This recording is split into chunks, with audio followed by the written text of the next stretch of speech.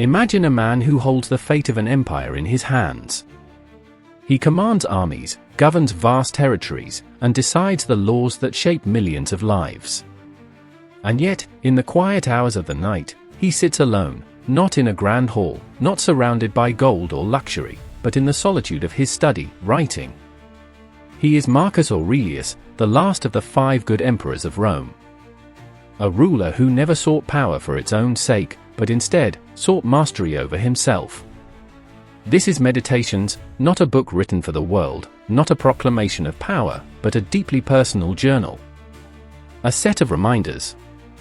A guide to himself on how to live. Book 2 is urgent, direct. Marcus writes as a man aware of his mortality. He does not decorate his thoughts with long explanations. Instead, he gives himself orders, short, powerful, and brutally honest. He reminds himself that life is fleeting. That he must rise each day with purpose. That he must ignore distractions and focus only on what he can control. He does not write to teach others. He writes to remind himself, before it is too late. These are the words of an emperor who knew that power meant nothing if he did not have power over himself. These are the lessons of Meditations, Book 2. Welcome to Everyday Genius, where we uncover the timeless wisdom of history's greatest minds. Today, we journey into Meditations Book 2, a guide to resilience, discipline, and the art of living well.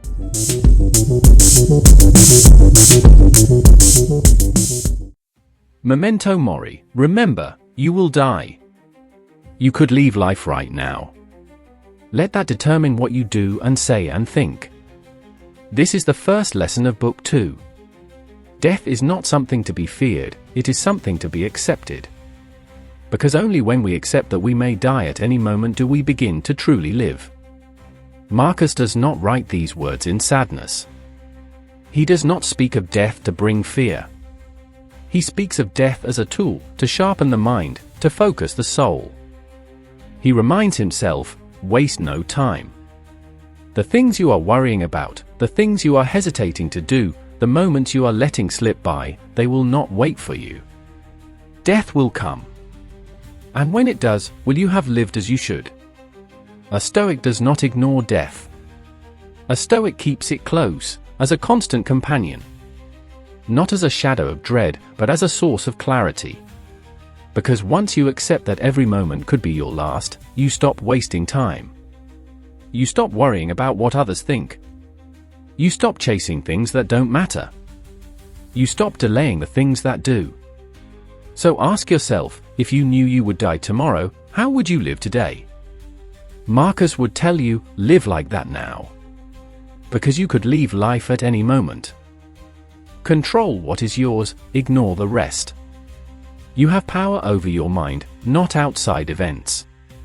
Realize this, and you will find strength. This is the second lesson of Book 2. A man spends his life suffering over things beyond his control. He worries about what others say. He is anxious about the future. He resents the past. He lets the actions of others disturb his peace. But Marcus reminds himself, these things are not yours to control. You do not command the world. You command only yourself. What happens around you is not yours to decide. You cannot stop the wind from blowing. You cannot change what others think. You cannot prevent misfortune from striking. What you can control is your response. If someone speaks ill of you, does it harm you? Only if you let it. If fate brings difficulty, does it crush you? Only if you surrender. A man who wastes his energy worrying about what he cannot control is like a sailor trying to command the storm. He is powerless. But a man who focuses only on what is his to shape, his mind, his actions, his discipline, that man is untouchable. So Marcus tells himself, let go of what is not yours. Do not fight against fate. Do not struggle against what you cannot change. Instead, focus on the one thing that is always yours, your mind. Because that is where true power lies. Duty over desire, do what must be done. At dawn, when you have trouble getting out of bed, tell yourself, I have work to do. The work of a human being. This is the third lesson of Book 2. Life is not about comfort. Life is about duty. It is easy to stay in bed. Easy to seek pleasure. Easy to waste time.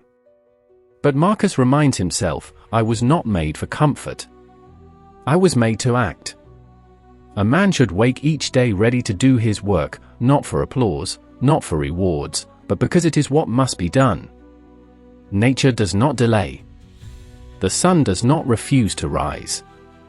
The wolf does not hesitate to hunt. The river does not refuse to flow. Why, then, should a man refuse to act? Your life is short. Your time is limited. There is work to be done. So rise. Do not waste another moment.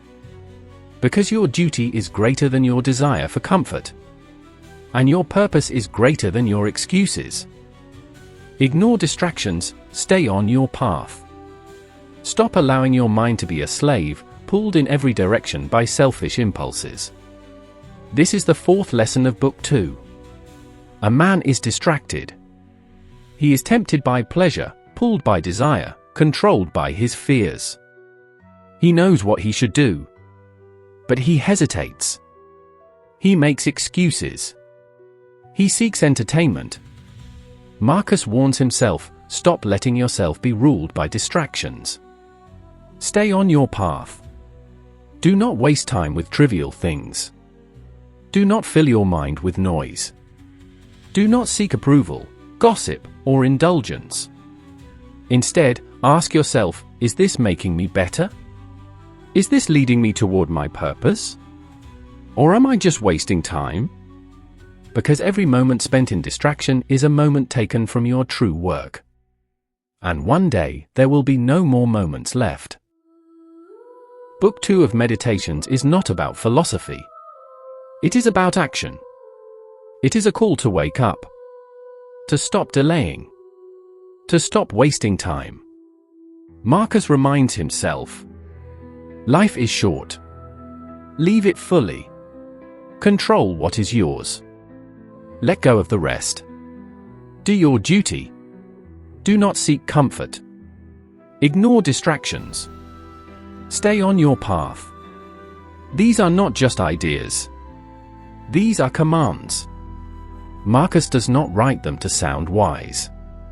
He writes them to survive. To prepare himself for every trial. To ensure that when his time comes, he will not have wasted a single moment. And so, he leaves us with one final reminder. Waste no more time arguing what a good man should be. Be one. The choice is yours. Will you act? Or will you wait until there is no time left? If this wisdom spoke to you, ask yourself, what distractions are holding you back? What are you delaying? What is stopping you from living fully? Share your thoughts in the comments. Let us know what lesson from Meditations resonated with you most. If you seek wisdom, if you wish to apply the teachings of the Stoics in your own life, join us here at Everyday Genius. Like, subscribe, and continue your journey toward self-mastery. Because wisdom is not found in words alone. It is found in action. Until next time, stay disciplined, stay focused, and live as a Stoic.